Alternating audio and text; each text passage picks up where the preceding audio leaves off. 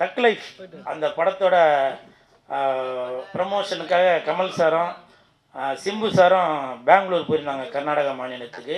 அந்த இடத்துல வந்து கமல் சாரோட பேனரு அதெல்லாம் கிழிச்சதெல்லாம் பார்த்தேன். எனக்கு ரொம்ப மனசுக்கு ரொம்ப சங்கடமாக போச்சு. அது ஏன் அப்படின்னாக்கா, உலக நாயகன் விண்வெளி நாயகன் அப்படி போன ஒருத்தர் அந்த மொழி பிரச்சனை அப்படின்னு சொல்லி வந்து இன்னைக்கு வந்து அதை வந்து எனக்கு, ஏன்னா இதை நான் பேசுகிறதுக்கு தகுதியானவனா இல்லை எனக்கு வயசு பத்துமா அப்படின்றது எனக்கு தெரியல. ஏன்னா மொழி பிரச்சனையை தயவு செஞ்சு சினிமாக்குள்ளே கொண்டு வர வேண்டாம் அப்படின்றதான் என்னுடைய கருத்து. அது வந்து நீங்கள் கமல் சார்ட்ட தனிப்பட்ட முறையில் அது என்னவோ அது பேசி தீர்த்துக்கலாம். ஏன்னா கோடிக்கணக்கில் பணம் போட்டு அதுக்கு Mani Ratnam sir, Simbu sir, Kamal sir, அது மட்டும் இல்லை, இன்றைக்கி உலகமே எதிர்பார்த்து கொண்டு இருக்கிற அந்த படத்தை வந்து இன்றைக்கி கர்நாடகாவில் நாங்கள் ரிலீஸ் பண்ண விட மாட்டோம் அப்படின்னு சொல்லி கன்னட ரக்ஷண வேதிக்கை அமைப்போட தலைவர் திரு பிரவீன் ஷெட்டி அவர்களும், கர்நாடகா பாஜக தலைவர் திரு விஜயேந்திர எடியூரப்பா அவர்களும் சில அறிக்கையை கொடுத்துருக்காங்க. சார், உங்கள்கிட்ட நான் மன்றாடி கேட்டுக்கிறேன் சார். அதுக்கு காரணம், தக் லைஃப் படத்தில் என் தலைவன் எஸ்டிஆர் அவர்கள் நடிச்சிருக்காங்க. இந்த நேரத்தில் எஸ்டிஆரோட ரசிகன் சார்பாகவும், அது மட்டும் இல்லை, தமிழ் மக்கள் மீதும் கன்னட மக்கள் மீதும் அலாதி பிரியம் கொண்டவன் நான். ஒரு உதாரணத்துக்கு ஒன்று சொல்கிறேன்.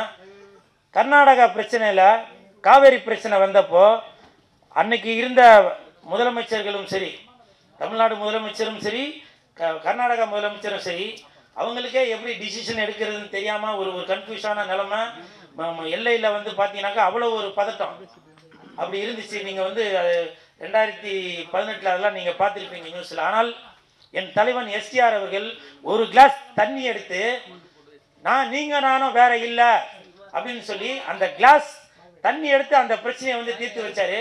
அது நீங்கள் வீடியோவில் பார்த்துருப்பீங்க இல்லையா? அப்படி ரெண்டு பேரும் ஒன்று தான், மொழி பிரச்சனையே இல்லை அப்படின்னு சொல்லி தட்டுங்க ப்ளீஸ். அப்படி அந்த சிறு வயது அப்போ வந்து நிறைய பேர் கூட கமெண்ட்ல சொல்லுவாங்க, இவருனா சின்ன பையன், இவருனா கிளாஸ்ல தண்ணி எடுத்து ஏதோ சொல்லிட்டு இருக்காரு அப்படின்னு. ஆனால் அவர் தண்ணி எடுத்து காமிச்சு, உங்களுக்கு விருப்பம் இருந்துச்சுனாக்க, எங்கள் மீது அன்பு இருந்தாக்க நீங்கள் தண்ணி கொடுங்க அப்படின்னு சொல்லி அந்த சொன்ன ஒரு வீடியோ, அந்த நீங்கள் எல்லாம் வேணா சொல்லலாம் விரலாட்டுற பையன், விரல விட்டு ஆட்டுற பையன் அப்படின்னு. அந்த தம்பி அன்னைக்கு அந்த வயசுல நீங்கள் எல்லாரும் கேலியும் கிண்டலுமாக நினச்சிட்டீங்களே, எஸ்டிஆர் அவர்கள், சிலம்பரசன் அவர்கள், அன்னைக்கு அவருடைய மூளைக்கு எட்டினது அதை சொல்லி ரெண்டு பேரும் வேற இல்லை அப்படின்னு சொல்லி அது எல்லாருக்கும் உணர்த்தி ஒரு சுமூகமான முடிவுக்காக கொண்டு வந்தார் இல்லையா? அந்த எஸ்டிஆர் நடித்த அந்த படத்தை தயவு செஞ்சு தக் லைஃப் படத்தை நீங்கள் கர்நாடகாவில் ரிலீஸ் பண்ணோம். இன்னொரு முக்கியமான காரணமும் இருக்குது. தமிழ்நாட்டுக்கு ஈக்குவலாக எஸ்டிஆர் சிலம்பரசன் அவர்களுக்கு கர்நாடகாவிலும் அவ்வளவு ரசிகர்கள் இருக்கிறாங்க. அதில் எந்த மாற்று கருத்துமே இல்லை. நீங்கள் எவ்வளோ ஃபோட்டோ பார்த்துருப்பீங்க, எவ்வளோ வீடியோ பார்த்துருப்பீங்க. மொழி பிரச்சனையோ இல்லை வேறு ஏதோ பிரச்சனைகள் இருக்கட்டும், சரிங்களா? இதை சினிமாவுக்குள்ளே கொண்டு வர வேண்டாம் அப்படின்றத நான் தாழ்மையோடு கேட்டுக்கிறேன்.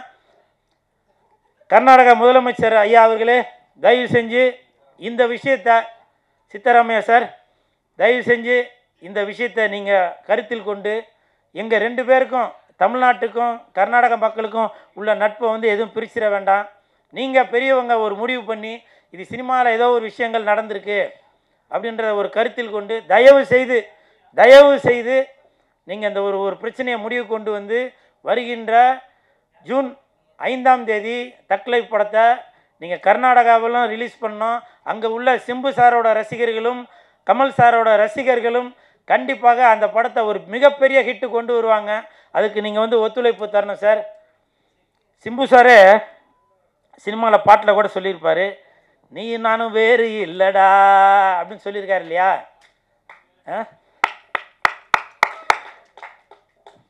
அவர் பாட்டிலே கூட அதை சொல்லியிருக்காரு, நீ நானும் வேறு இல்லை அப்படின்னு. தயவு செஞ்சு India is my country, all brothers and sisters, தயவு செஞ்சு தமிழகத்தையும் கர்நாடக மக்களையும் அண்ணன் தம்பி உறவோட, அக்கா தங்கச்சி உறவோட, மாமன் மச்சான் உறவோட, சித்தப்பா பெரியப்பா உறவோட ரசிகர்கள் எல்லாரும் சேர்ந்து ஒற்றுமையோடு இருக்கிறேன் சார். நீங்கள் அதுக்கு தான் ஒரு முழு ஒத்துழைப்பை கொடுத்து, நான் வந்து வேறு எதுனா சொன்னாக்கா கூல் சுரேஷ் ஏதோ அதை சொல்லிட்டா இதை சொல்லிட்டான்னுவாங்க. ஏன்னா கமல் சார் சொன்னது அது சரியா தவறா என்பது எனக்கு தெரியாது. நான் சொல்வது என் தலைவன் எஸ்டிஆர் அவர்கள் நடித்த தக் லைஃப் படம், உலக நாயகன் விண்வெளி நாயகன் நடித்த கமல் சார் நடித்த அந்த தக் லைஃப் படத்தை கர்நாடகாவிலும் ரிலீஸ் பண்ணி அங்கே உள்ள ரசிகர்களும் இதை பார்த்து சந்தோஷப்படணும் அப்படின்னு தாழ்மையோடு கேட்டுக்கிறேன் சார். டைம் ஆயிடுச்சு. நன்றி அண்ணா.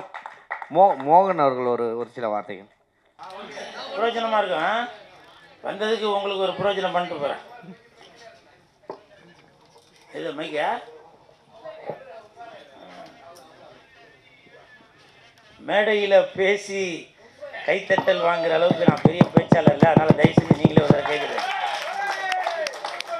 இந்த கைத்தட்டல்கள் அனைத்தும் தமிழ் சினிமா இளம் பத்திரிகையாளர் சங்கம் நடத்திய கிரிக்கெட் போட்டிக்கு தான் போய் சேரும்.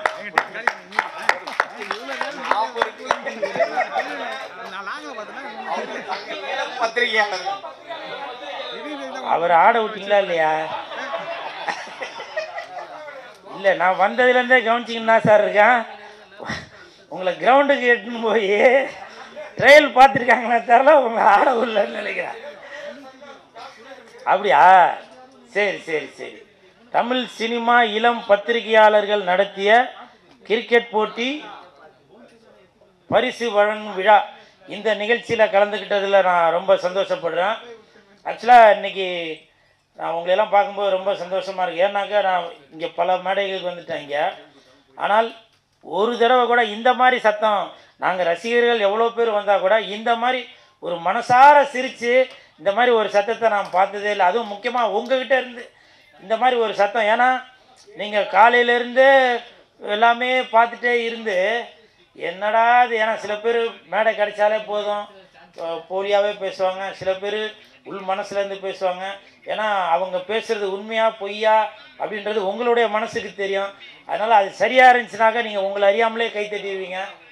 அப்படி அவங்க ஏதோ மேடைக்காக பேசுகிறாங்க அப்படின்னாக்கா நீங்கள் அதை வெளிக்காட்டாமல் கூட அவங்களோட மனசு புண்படக்கூடாது அப்படின்ட்டு நீங்கள் ஒரு சிரிச்சுட்டு ஒரு சந்தோஷத்தை கொடுப்பீங்க. அப்படி உண்மையை மட்டுமே எழுதிட்டு வரோம், வெளியில் காட்டிட்டு வரோம். உங்களோட இந்த நிகழ்ச்சியில் கலந்துக்கிறதுல நான் ரொம்ப சந்தோஷம். இப்போ நான் பேட்டு கொடுக்கும்போது கூட பார்த்துருப்பீங்க.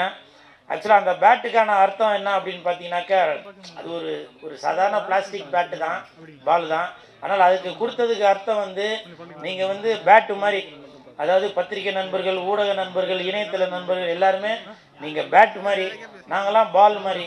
நீங்கள் எவ்வளோ வேகமாக அடிக்கிறீங்களோ நாங்கள் 4 போவோம், 6 போவோம். அதே மாதிரி சில நேரத்தில் அது எனக்கே பாடமாக கூட எடுத்துக்கலாம். அது சரியாக இல்லை அப்படின்னாக்கா நேராக போல்ட் ஆயிடுவோம் இல்லையா, இல்லைன்னா கேட்ச் வந்துடும். ஸோ அந்த மாதிரி அதை கையாளுற விதமும் அதை நம்ம கரெக்டாக இது பண்ணணும். ஸோ இந்த நேரத்தில் இந்த கிரிக்கெட் போட்டி நிகழ்ச்சியில் கலந்துக்கிட்டதில் ரொம்ப சந்தோஷம். கடந்த சில நாட்களாகவே மோகன் அவர்களும் பாலா அவர்களும் விடாமல் இதை ஃபாலோ பண்ணிகிட்டே இருந்தாங்க. அது கூட நிறையா வீடியோவாக வந்துச்சு. ஏன்னா எதனா ஒரு ஆடியோ ஃபங்க்ஷனுக்கு யாரா கெஸ்ட்டு வந்தாங்க கூட அவங்கள்ட்ட கூட நீங்கள் ரிக்வெஸ்ட் பண்ணி நாங்கள் இது மாதிரி நிகழ்ச்சி நடத்துகிறோம் சார், நீங்கள் இதில் சிறப்பு விருந்தினராக கலந்துக்கிறோம் அப்படின்னு சொல்லி எல்லாத்தையுமே இது பண்ணியிருந்தேன். ஏன்னா சில பேர் வெக்கப்பட்டுக்கிட்டு, ஏன் நம்ம 2 பேரும் மட்டும் உழைக்கணும், மற்றவங்களாம் சும்மா வேடிக்கை பார்த்துட்டு இருப்பாங்களா அப்படின்னு அந்த ஒரு ஈகோலாம் இல்லாமல் மோகன் அவர்களுக்கும் பாலா அவர்களுக்கும் இந்த நேரத்தில் பலத்த ஒரு கைத்தட்டல். ஏன்னா எப்போவுமே ஒரு டீமில் எல்லாருமே வேலை பார்த்தாக்க அது கரெக்டாக சரிப்பட்டு வராது. யாருன்னா ஒருத்தர் இல்லை 2 பேர் அவங்க வழி நடத்தினா தான் அது எல்லாமே கரெக்டாக ஃபாலோ பண்ணி வர்றதுக்கு அது கரெக்டாக இருக்குது. ஏன்னா அதனால தான் ஒரு டீமாக இருந்தாலும் சரி, இல்லை அரசியலாக இருந்தாலும் சரி, ஒரு தலைவர் இருந்தால் தான் அது கரெக்டாக வழி நடத்த முடியும். அப்படி வழி நடத்துறதுல இன்றைக்கி இந்த கிரிக்கெட் போட்டி மிக சிறப்பாக நடந்திருக்கு. அது மட்டும் இல்லை, சிறப்பு விருந்தினராக வந்திருந்த மிர்ச்சி சிவா அவர்கள், சவுந்தர் அவர்கள், அப்புறம் பிஜேபியை சேர்ந்த எஜ்ஜி சூர்யா அவர்கள், இன்னொருத்தர் என்னை பற்றி புகழ்ந்து சொன்னார், வெள்ளை சட்டை போட்டிருந்தார். இல்லை இன்னொருத்தர் பிஜேபியில் இருந்தார், அவர் பேர் தெரியல, அவருக்கும் நன்றி. தயாரிப்பாளர் அவர் பாண்டியாவா, பாண்டி அவர்களுக்கும். அப்புறம் இன்னொன்று கூட பாருங்கள், நிறையா பேர் நினைக்கலாம், ஆனால் நான் போகிற இடத்துல கண்டிப்பாக எனக்கு எதனா ஒரு நன்மை நடந்துட்டு தாங்க இருக்குது. நான் இங்கே வர்றது கூட கண்ணை மூடிட்டு, நான் காலையிலேருந்தே மோகனுக்கு 10 தடவை ஃபோன் பண்ணேன், பாலாவுக்கு ஃபோன் பண்ணேன், பாலா கூட எடுக்கல. அப்புறம் மத்தியானம் தான் ஃபோன் எடுத்து இந்த மாதிரி வீட்டில் ஏதோ ஒரு ஃபங்க்ஷனு கல்யாணத்துக்கு. ஏமா உண்மையாம்மா அது? யாருக்கு காது குத்துறதான்? இவர் பரோட்டா சூரி ஒரு வாரமாக குத்தினுக்கிறாரு. அப்புறம் என்ன இங்கே அவர் ஒரு வாரமாக யார் கூப்பிட்டாலும் தம்பிங்க உங்களுக்கு காது குத்துறன்னு எல்லாருக்கும் தான் காது குத்தின்னு இருக்காரு. அவர் கூட இவர் சேர்ந்து குத்துறாரா? அது ரியல் மாமன், இது ரியல் மாமன். ஓ அப்படியா? உண்மையாம்மா? சரி சரி. இப்போ நான் இந்த நேரத்தில் சொல்கிறேம்மா, இந்த 2 பசங்களுக்கும் தாய் மாமனாக இருந்து நான் காது குத்துறேன். அது இந்த கபடி போட்டி நடத்த நிகழ்ச்சி நான் அந்த இடத்துல சொல்லிக்கிறேன். நான் கிரிக்கெட்னா பார்த்தீங்களா? ஒன்றும் இல்லைங்க, கபடி கிரிக்கெட்டு ஒன்றும் இல்லை, எல்லாமே கிரவுண்டில் ஆடுறது தான். புரியுதுங்களா? நம்ம எப்படி ஆடுறோன்றதான் மேட்ரு. புரியுதுங்களா? ஆமாம், அதுக்கு இவங்க 2 பேர் இருக்காங்க. யார் கெஸ்ட்டு வராங்களோ அவங்கள்ட்ட கேட்பாங்க. அதுக்கு நான் பொறுப்பு. 3வது ஆளாக நானும் சேர்ந்து நானும் கண்டிப்பாக கேட்குறேன். சரிங்களா? ஆமாம், நான் இப்போ நான் வந்திருக்கேன், கெஸ்ட்டாக வரல, உங்களில் ஒருவனாக தான் வந்திருக்கேன். நீ எப்பயுமே எங்களில் ஒருவன் தான். உண்மைதான் அது. அதாவது சில விஷயங்கள்லாம் என்னால் இங்கே ஓப்பனாக சொல்ல முடியல.